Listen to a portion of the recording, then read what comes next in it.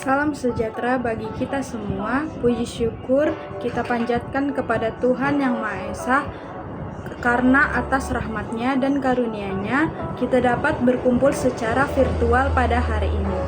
Perkenalkan, nama saya Cindy Siburean sebagai moderator dari kelompok 2 yang akan melakukan kegiatan presentasi critical book review pada kesempatan hari ini. Adapun kegiatan ini bertujuan untuk memberikan pemahaman lebih mendalam mengenai isi buku yang telah dikaji, sekaligus menyampaikan analisis kritis dari para pemateri, agar kita semua mendapatkan wawasan yang luas. Langsung saja kita mulai dari pengantar yang dibawakan oleh Saudara Rando. Halo semuanya, perkenalkan nama saya Rando Iego Sinulinga dari Fakultas Ekonomi dengan Prodi Pendidikan Bisnis Universitas Negeri Medan. Nah, di sini saya akan sedikit menjabarkan atau menjelaskan hasil dari kerja kelompok kami, yaitu tentang teks akademik untuk dijadikan CBR. Apa itu CBR? Itu Critical Book Review. Nah, yang pertama kami mengambil buku utama dari MKWU atau yang diberikan oleh dosen, yaitu ini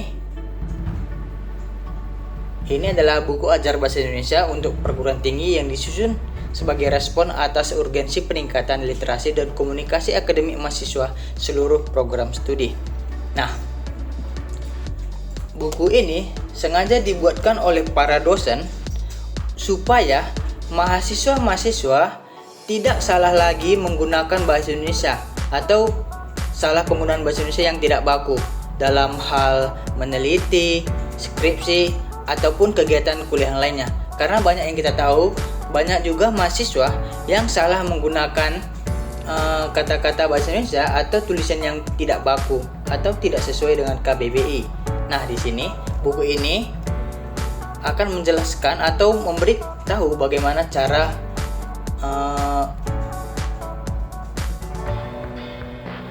hadirnya buku ini supaya kesenjangan antara kebutuhan dunia kerja dan penguasaan bahasa Indonesia mahasiswa, sehingga mereka memiliki inisiatif menghadirkan buku ini sebagai sumber belajar yang terintegritas kontekstual supaya mahasiswa terbantu dalam berbagai hal. Nah, selanjutnya adalah identitas buku utama. Yang pertama-tama, buku ini memiliki penulis, yaitu Fitriani Lubis SPD MPD, Muhammad Hafiz Assalam SS MA, Frinawati El Barus SPD MPD, Salma Neola Faria SPD MPD, Asmat Yehudi SPD MPD, serta Emasta Fayanti Simajunta SPD MPD. Nah, selanjutnya adalah buku pembanding. Buku pembanding kami ambil dari e-book, yaitu yang beridentitas judul Bahasa Indonesia Ekspresi Diri dan Akademik yang ditulis oleh Triwuratno MA, Dr. Dwi Purnanto MHum, dan Dr. Fismaya S. Damayanti MPD.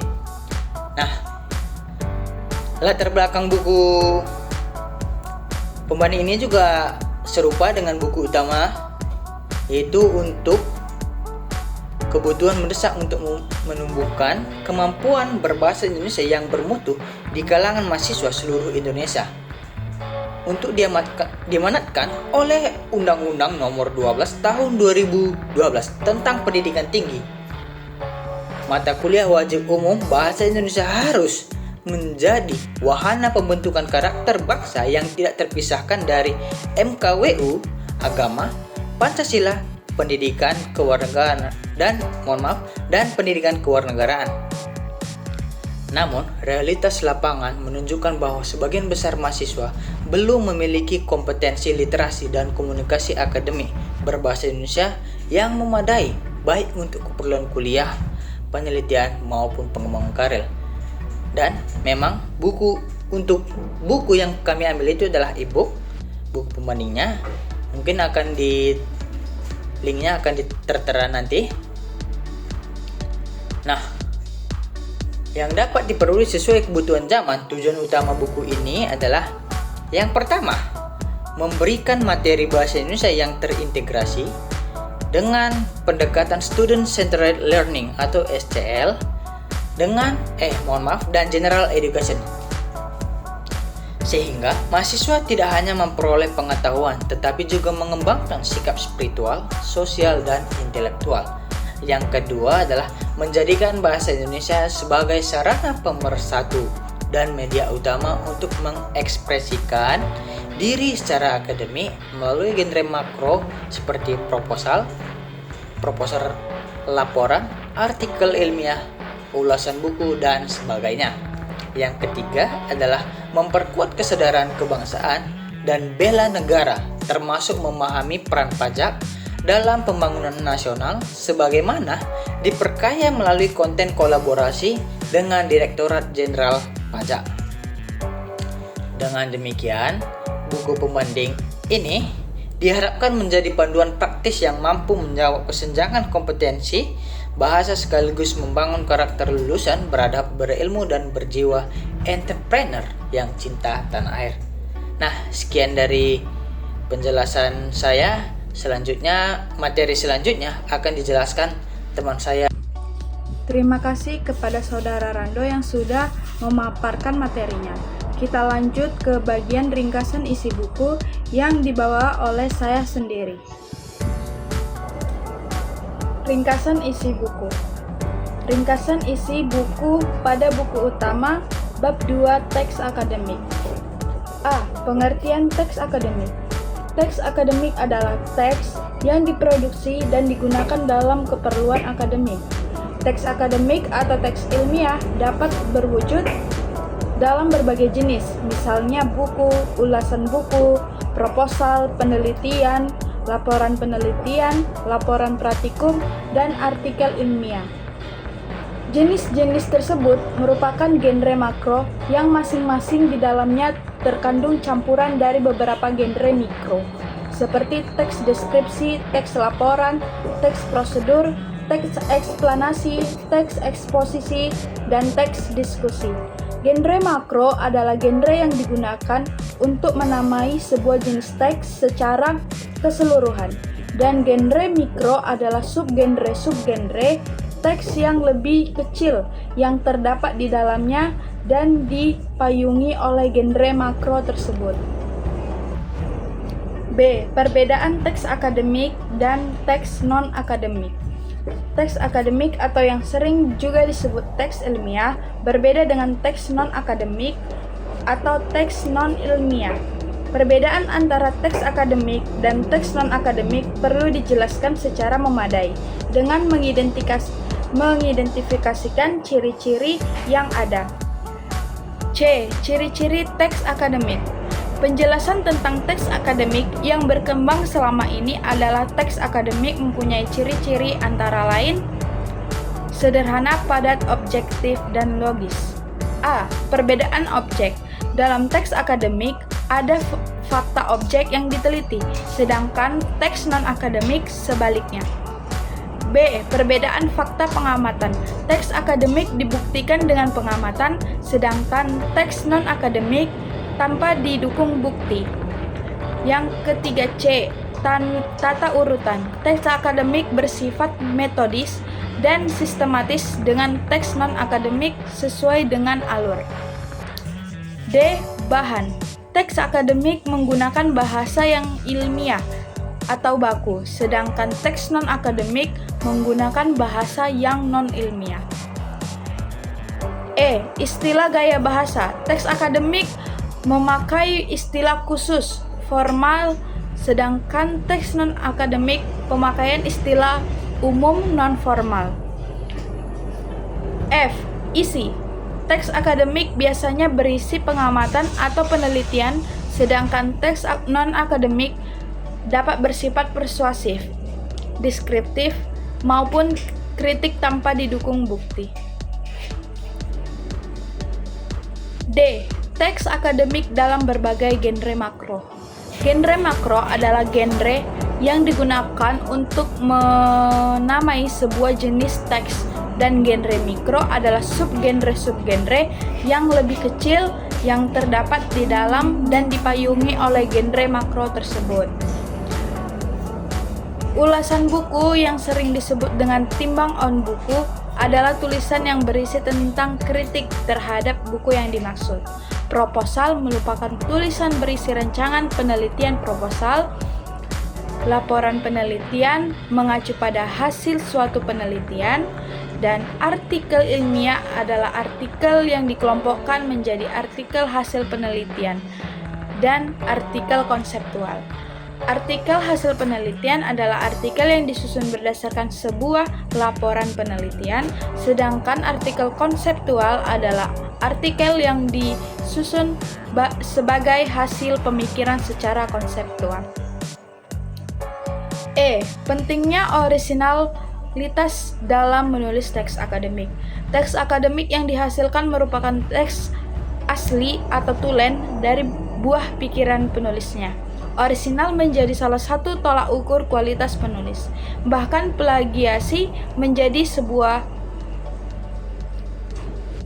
dosa akademik yang sulit diampuni.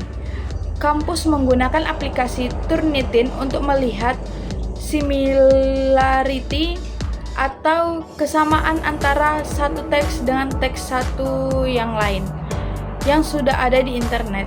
Hal-hal yang perlu diperhatikan agar teks akademik yang disusun lolos cek plagiaris adalah 1. Tanda teks. 2. Fokus pada teks yang merupakan copy paste dan buat dalam bentuk parafrase. Kita masuk ke ringkasan buku pembanding, yaitu bab 1, mengeksplorasi teks akademik dalam genre makro.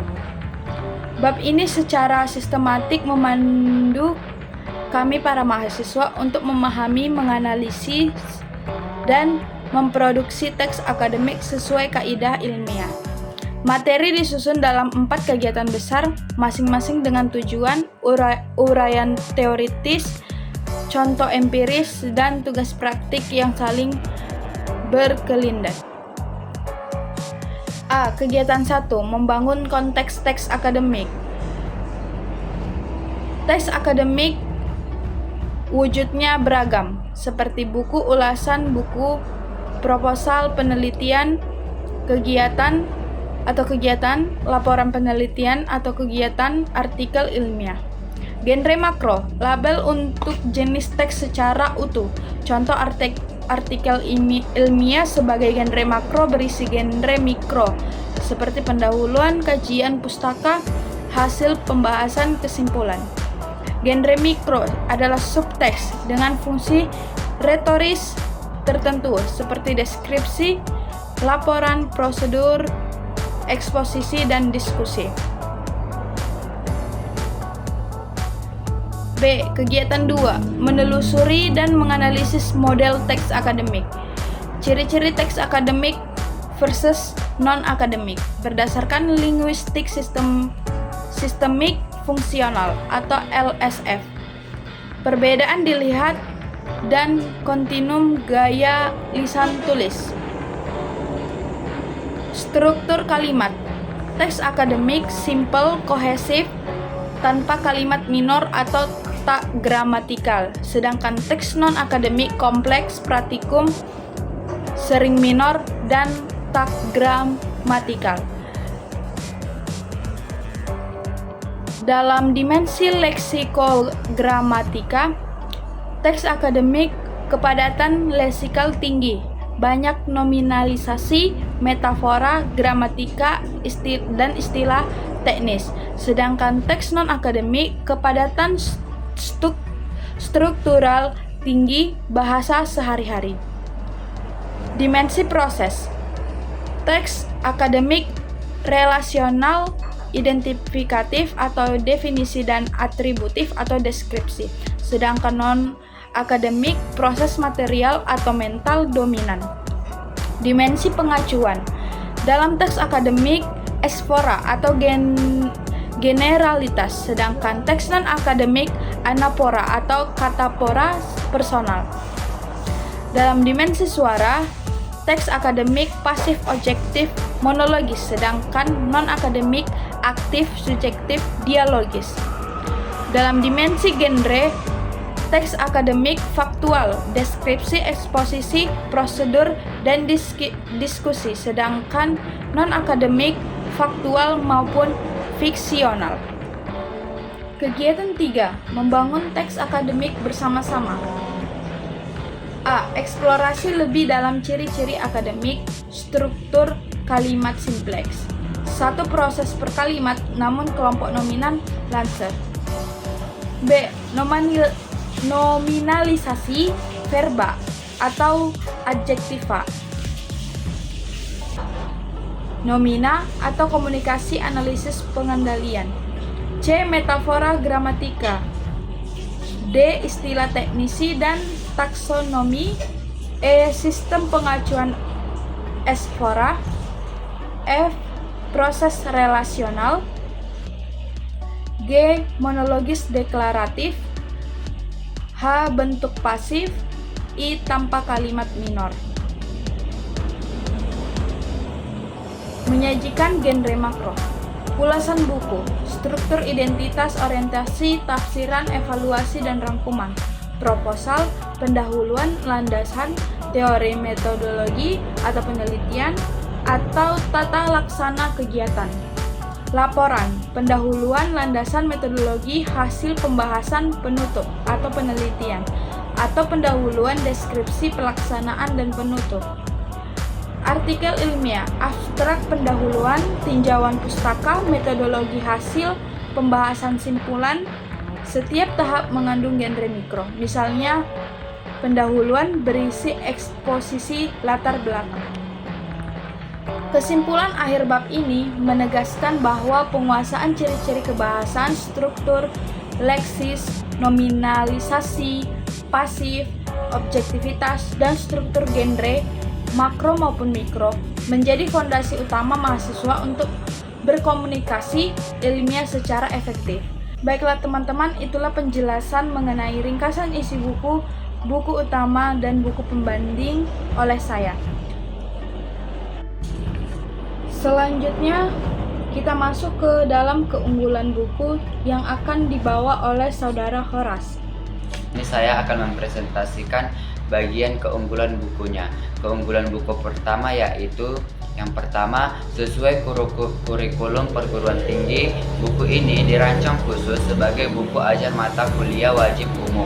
Dan yang kedua yaitu adapun penulis ditulis oleh tim akademisi yang kompeten. Penulis terdiri dari yang pertama itu ada Fitriani Lubis SPD MPD, yang kedua Muhammad Hafiz Asalam SSMA, yang ketiga Prinawati L Barus SPD MPD, yang keempat itu ada Salma Noelovaria SPD MPD, dan yang kelima itu ada Ahmad Yudi SPD MPD, dan yang terakhir atau yang keenam Emasta Evayantis Manjuntak SPD MPD.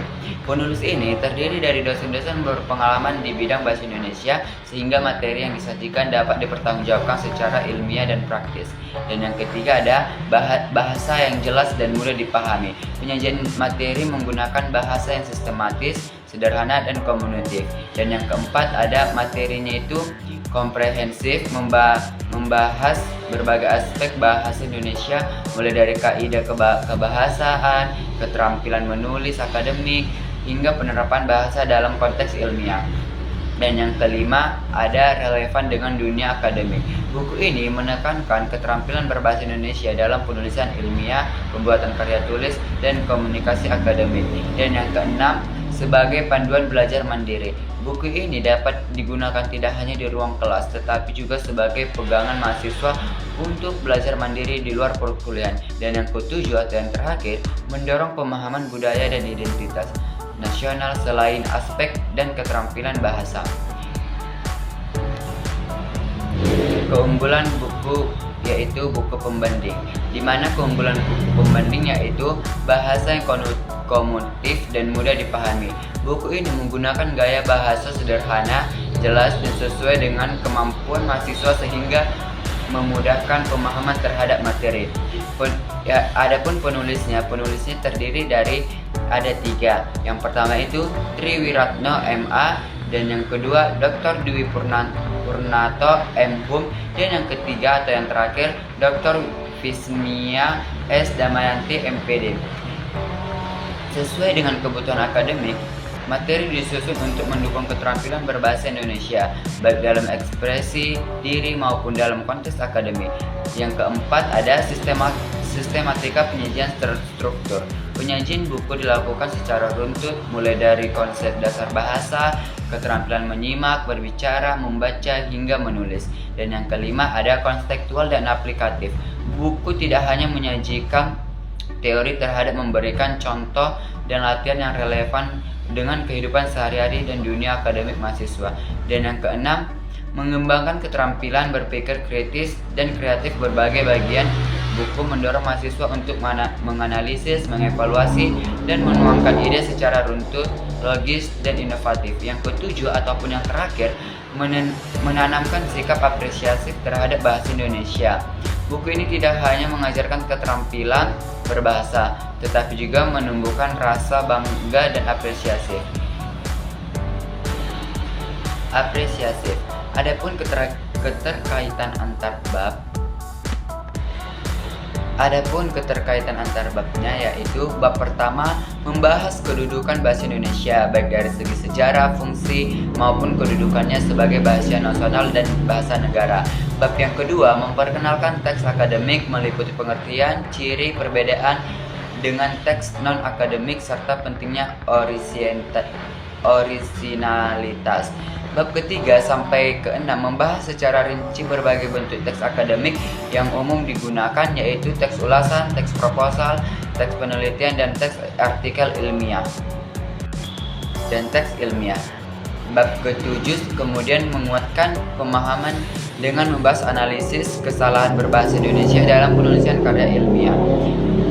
Dengan demikian, alur buku ini berawal dari dasar pemahaman bahasa Indonesia, kemudian bergerak ke pengalaman teks akademik, dilanjutkan ke praktik menulis berbagai bentuk teks akademik. Dan selanjutnya ada keterkaitan antar bab ini di buku pembanding.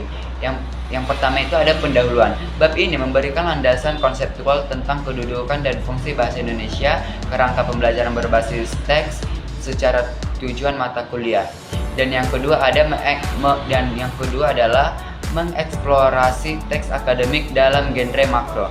Bab ini memperkenalkan mahasiswa pada hakikat teks akademik, ciri-ciri dan perbedaannya dengan teks akademik diperlakukan sebelum mempelajari bentuk-bentuk teks akademik yang lebih spesifik. Ketiga ada bab 2 menjelajah dunia pustaka. Setelah memahami konsep dasar teks akademik, mahasiswa diarahkan untuk membaca dan menulis ulasan buku. Dan yang keempat ada bab 3 mendesain proposal penelitian dan proposal kegiatan. Bab ini mengajarkan secara merancang proposal sebagai rencana awal penelitian atau kegiatan. Dan yang kelima ada bab 4 melaporkan hasil penelitian dari hasil kegiatan. Setelah mahasiswa membuat proposal atau bab ketiga dan melaksanakan kegiatan atau penelitian, bab ini mengajarkan cara menyusun laporan. Dan yang keenam ada bab yang kelima. Bab kelima ini mengaktualisasikan diri melalui artikel ilmiah. Bab terakhir merupakan puncak dari rangkaian pembelajaran. Dan yang selanjutnya ada kemutakhiran buku utama. Yang pertama, sesuai dengan kurikulum perguruan tinggi terbaru. Buku ini disusun untuk mendukung mata kuliah wajib umum atau MKWU bahasa Indonesia yang merupakan bagian dari kurikulum perguruan tinggi Indonesia. Dan yang kedua, mengacu pada kaidah bahasa Indonesia yang mutakhir. Materi dalam buku berpedoman pada pedoman ejaan bahasa Indonesia atau PUEBI serta memperkembangkan terbaru dalam tata bahasa, diksi, dan penulisan ilmiah. Dan yang ketiga ada mengintegrasikan keterampilan akademik modern. Buku tidak hanya membahas bahasa Indonesia secara umum, tetapi penerapnya dalam penulisan karya ilmiah, artikel jurnal, makalah, dan komunikasi akademik yang sesuai dengan standar dunia pendidikan tinggi saat ini. Yang keempat adalah relevan dengan tuntutan era digital. Penggunaan bahasa Indonesia dalam berbagai media, baik cetak maupun elektronik, turut turut dibahas sehingga mahasiswa dapat menyesuaikan diri dengan memperkembangkan teknologi komunikasi digital. Dan yang kelima, dapat dijadikan referensi penulisan ilmiah kontemporer. Buku ini memberikan panduan mutakhir tentang teknik pengutipan, daftar pustaka, dan etika akademik yang sejalan dengan kebutuhan mahasiswa ketika menulis skripsi, jurnal, maupun laporan penelitian. Dan yang keenam ataupun yang terakhir, menekankan peran bahasa Indonesia dalam era globalisasi. Di tengah didominasi bahasa asing, buku ini tetap menguatkan posisi bahasa Indonesia sebagai bahasa ilmu pengetahuan, komunikasi akademik, dan identitas nasional.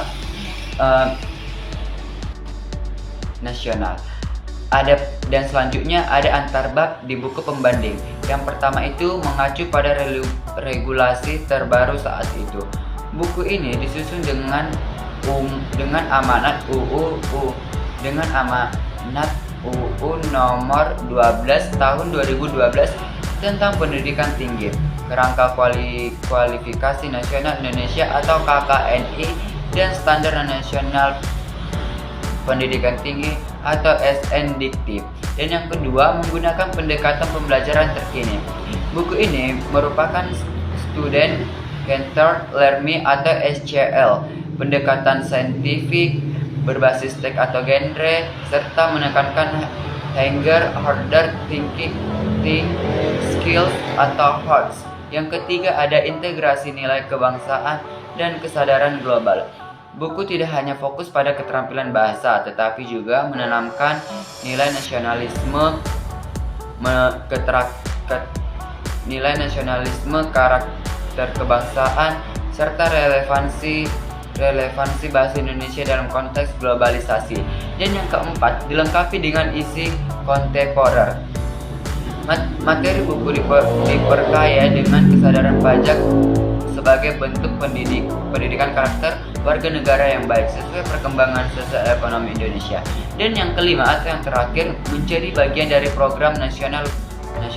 Buku ini diterbitkan oleh Direktorat Jenderal Pembelajaran dan Kemahasiswaan Kemendikti sebagai buku ajar mata kuliah wajib umum atau MKWU yang bersifat dinamis, senantiasa diperbarui sesuai kebutuhan pendidikan tinggi di Indonesia.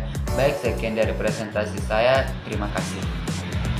Baik, terima kasih kepada Saudara Horas. Kita lanjut kepada kelemahan buku, yaitu yang dibawakan oleh Angga. Baik, di sini saya akan menjelaskan apa saja yang menjadi kelemahan dalam buku yang sudah kami analisis pada tugas CBR kali ini. Nah, pada buku utama yang pertama yaitu ada kedalaman materi yang terbatas.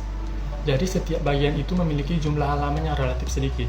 Ini bisa mengindikasikan bahwa pembahasan materi kurang mendalam dan juga komprehensif. Kemudian yang kedua, ada fokus yang terlalu terpusat pada produksi teks, di mana sebagian besar bagian buku berfokus pada memproduksi teks, seperti ulasan, proposal, laporan, penelitian, dan juga artikel ilmiah. Sementara pemahaman dasar tentang bahasa Indonesia seperti tata bahasa, kosakata, dan gaya bahasa mungkin kurang dieksplorasi. Kemudian yang ketiga, ada kurangnya keterampilan menulis kreatif dan juga profesional. Jadi buku ini sebenarnya hanya berfokus pada penulisan akademik, tetapi keterampilan penting lainnya seperti menulis surat lamaran, laporan bisnis, atau konten media sosial tidak tercakup. Kemudian yang keempat ada penilaian kesalahan berbahasa terbatas. Jadi hanya ada satu bagian pendek tentang analisis kesalahan berbahasa Indonesia. Ini mungkin tidak cukup untuk memberikan pemahaman yang komprehensif tentang berbagai kesalahan umum yang dilakukan dan cara memperbaikinya. Kemudian yang kelima ada tes formatif yang singkat. Nah, hanya ada sedikit tes formatif yang menunjukkan bahwa tidak ada cukup kesempatan bagi para pembaca untuk menguji pengetahuan mereka. Nah, itulah yang menjadi kelemahan pada buku utama.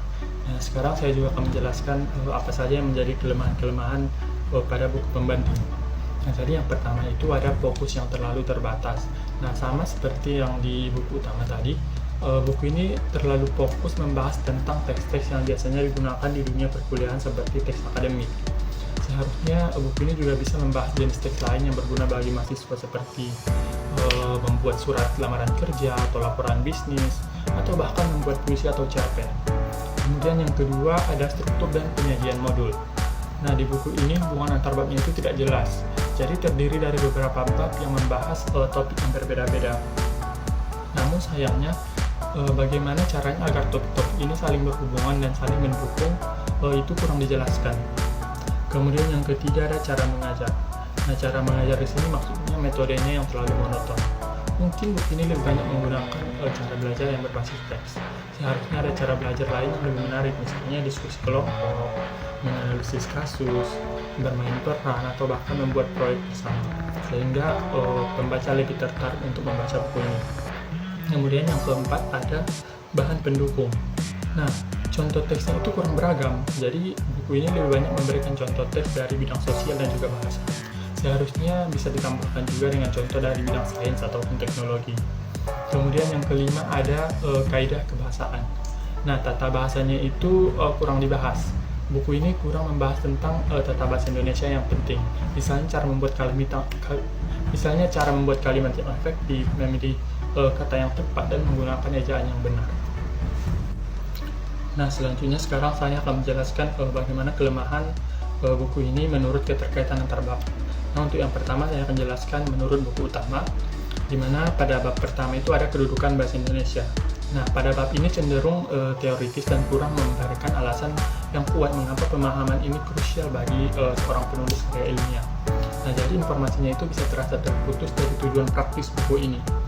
Kemudian pada bab kedua itu ada teks akademik. Nah, bab ini mungkin terlalu abstrak dan kurang memberikan panduan praktis tentang cara menerapkan ciri-ciri teks akademik dalam penulisan. Nah, kemudian di awal bab, seharusnya bisa dinyatakan bahwa karena bahasa Indonesia adalah bahasa resmi dalam dunia akademik, teks akademik harus memenuhi standar formalitas tertentu seperti penggunaan tata bahasa yang baku dan kosakata yang tepat. Nah, jadi hal ini mungkin akan menunjukkan keterkaitan langsung dengan kedudukan bahasa Indonesia yang sudah dibahas di bab pertama tadi. Kemudian pada bab ketiga ada memproduksi teks ulasan. Nah, bab ini mungkin terlalu berfokus pada struktur dan kurang memberikan panduan tentang cara berpikir kritis dan menganalisis karya yang diulas. Selanjutnya bisa diberikan contoh transisi seperti menggunakan kalimat transisi yang jelas untuk menghubungkan bagian dari bab kedua dan juga bab ketiga ini. Nah, selanjutnya pada bab keempat ada memproduksi teks proposal. Nah, pada bab ini mungkin terlalu fokus pada format dan kurang memberikan panduan tentang cara merumuskan ide penelitian yang original dan relevan. Dan juga menggunakan keterampilan yang sama seperti menekankan bahwa keterampilan analisis dan evaluasi yang dipelajari dalam penulisan ulasan sangat penting untuk merumuskan proposal penelitian yang baik. Kemudian pada bab kelima ada memproduksi teks laporan penelitian. Nah, pada bab 5 ini terlalu fokus pada penyajian hasil. Kurang panduan tentang merasakan hasil dan menghubungkannya dengan teori. Sementara tujuan laporan penelitian adalah untuk menyajikan bukti bahwa yang mendukung atau menolak hipotesis yang diajukan dalam proposal. Kemudian pada bab ke-6 ada memproduksi teks artikel ilmiah. Nah, pada bab ke-6 ini terlalu fokus pada struktur dan format artikel ilmiah. Kurang panduan tentang menulis dengan gaya yang menarik dan persuasif. Nah, sementara artikel ilmiah itu adalah versi ringkas dan lebih fokus dari laporan penelitian. Nah, jadi artikel ilmiah menyoroti temuan utama dan juga implikasi dari penelitian. Nah, selanjutnya pada bab 7 itu ada analisis kesalahan berbahasa Indonesia. Nah, pada bab ini terlalu terpisah dari bab sebelumnya. Jadi kurang contoh konkret tentang bagaimana kesalahan berbahasa mempengaruhi kejelasan dan juga kredibilitas. Nah, itulah kelemahan pada buku utama menurut keterkaitan antar bab. Nah, selanjutnya saya akan menjelaskan juga pada buku pembanding keterkaitan antar babnya. Nah, pada bab pertama itu ada mengeksplorasi teks akademik dalam genre makro. Nah, pada bab ini tuh terlalu teoritis, kurang memberikan contoh konkret dan juga relevan bagi mahasiswa tentang mengapa sih ciri-ciri tersebut penting dalam dunia nyata. Mungkin hanya berupa daftar tanpa penjelasan bagaimana ciri-ciri itu diterapkan. Kemudian pada bab kedua ada menjelajah dunia pustaka.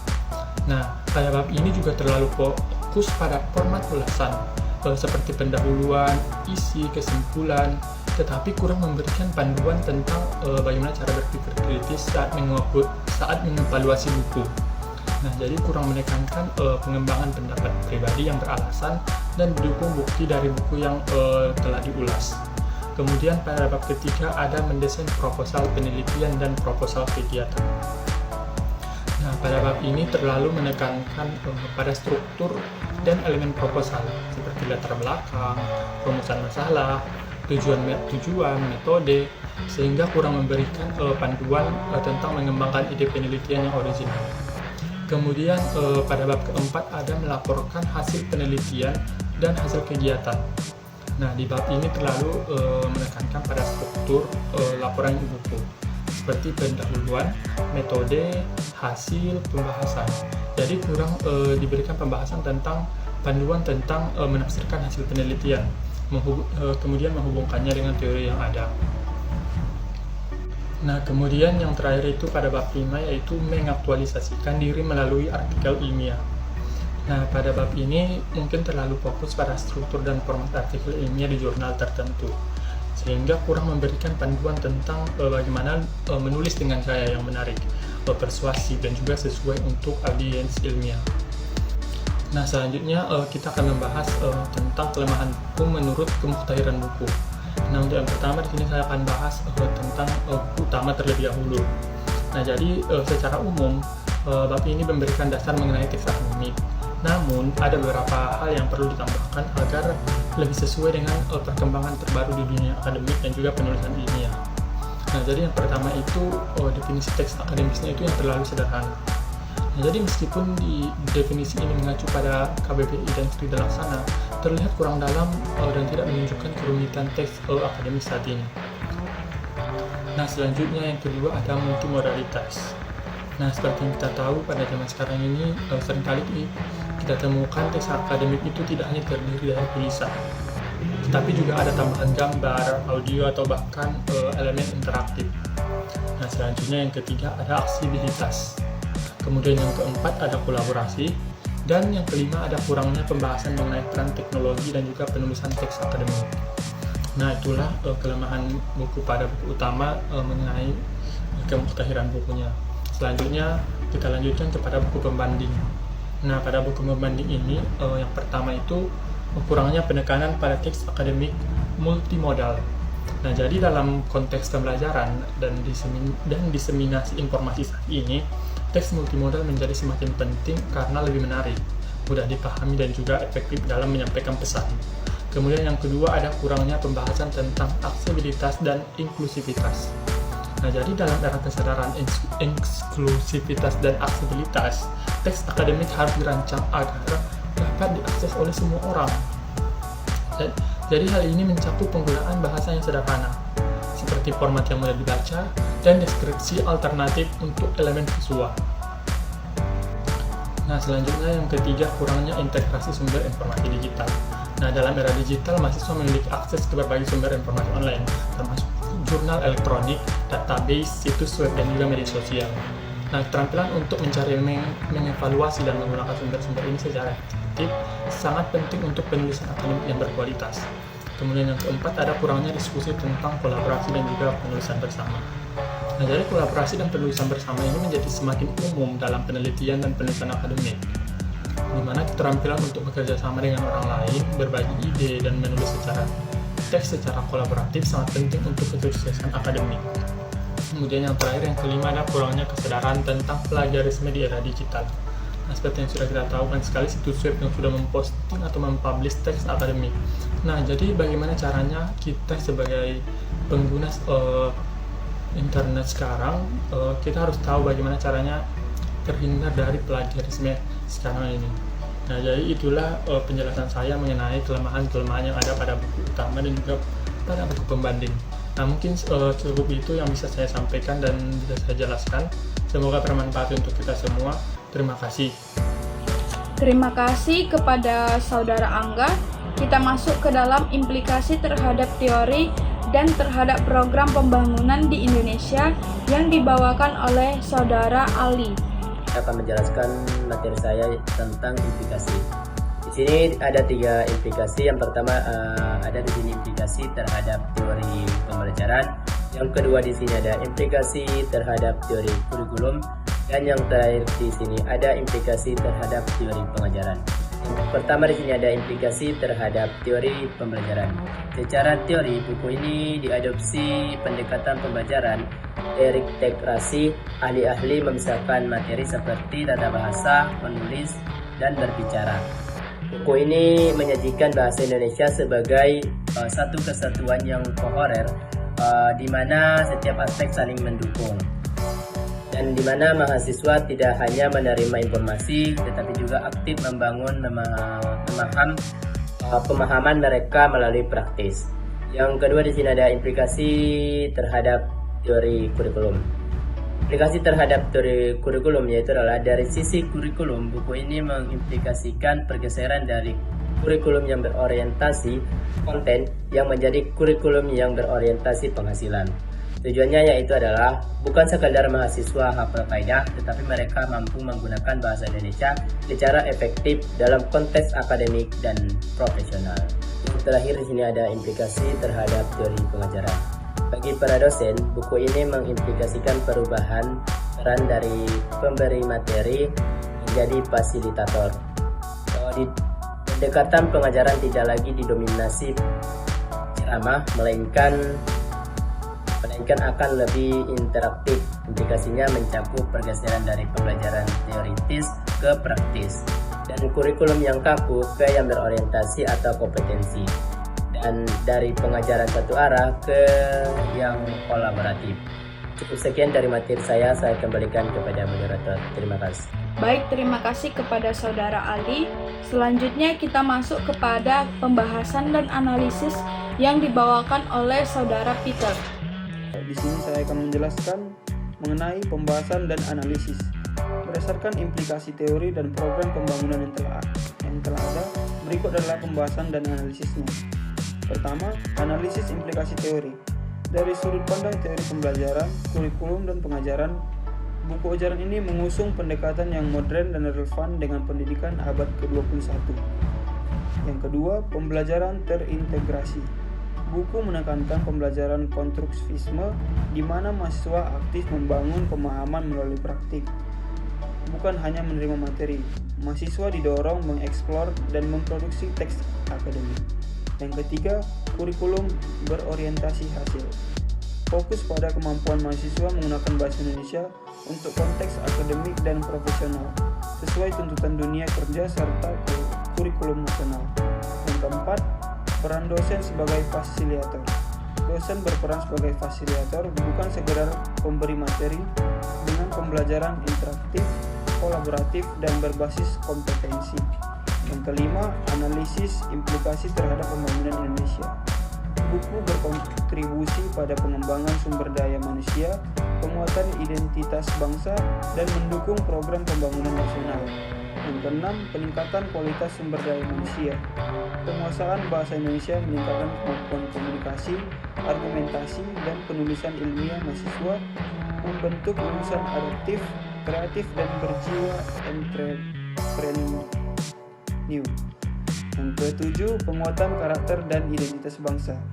Bahasa Indonesia dipandang sebagai sarana pemersatu bangsa sekaligus media akademik, memperkuat identitas nasional di tengah dominasi bahasa asli. Yang terakhir, mendorong kemampuan iptek. Buku mendorong mahasiswa menghasilkan karya ilmiah berkualitas yang tepat mendukung penyebaran ilmu, penguatan, inovasi, dan pembangunan nasional. Sekian dari saya, terima kasih. Terima kasih kepada Saudara Peter. Selanjutnya kita masuk ke dalam kesimpulan dan saran yang akan dibawakan oleh Saudara Presiden. Di sini saya akan menyampaikan hasil kesimpulan dan saran dari teks akademik, yaitu kesimpulannya adalah berdasarkan perbandingan antara buku ajar bahasa Indonesia untuk perguruan tinggi sebagai buku utama dan buku bahasa Indonesia sebagai ekspresi diri dan akademik sebagai buku pembanding, dapat disimpulkan bahwa kedua buku ini memiliki fokus yang sama, yaitu membekali mahasiswa dengan kemampuan literasi, dan Komunikasi Akademik Berbahasa Indonesia. Di dalam buku utama menyajikan materi secara komprehensif, mulai dari kaidah unsur kebahasaan hingga penerapannya dalam penulisan ilmiah. Keunggulannya terletak dalam penyajiannya yang sistematis, bahasa yang mudah dipahami, serta relevansi dengan kurikulum perguruan tinggi saat ini. Di dalam buku ini menekankan pentingnya originalitas dalam teks akademik dan memberikan panduan praktis untuk menghindari plagiarisme dengan teknik parafrase. Sementara untuk buku pembanding memiliki keunggulan yaitu menggunakan pendekatan yang lebih praktis dan berorientasi pada latihan. Di dalam buku ini mengintegrasikan pendekatan student centered learning dan general education serta dilengkapi dengan aktivitas diskusi dan latihan praktik untuk menganalisis teks akademik. Sarannya yaitu buku utama dapat mengadopsi pendekatan linguistik sistemik fungsional, sementara buku pembanding untuk menjelaskan perbedaan ciri-ciri bahasa dalam teks akademik dan non-akademik secara lebih mendalam dan teoritis. Hal ini akan memperkaya wawasan mahasiswa. Terima kasih kepada Saudara Presiden. Terima kasih saya ucapkan kepada pemateri dan saya mengucapkan terima kasih kepada Ibu dosen pengampu mata kuliah Bahasa Indonesia yaitu Ibu Halimatus Saktia, SPD, M.Hum, DR. Jika ada kata-kata yang kurang berkenan dalam hati, kami kelompok 2 mohon minta maaf. Sekian dan terima kasih.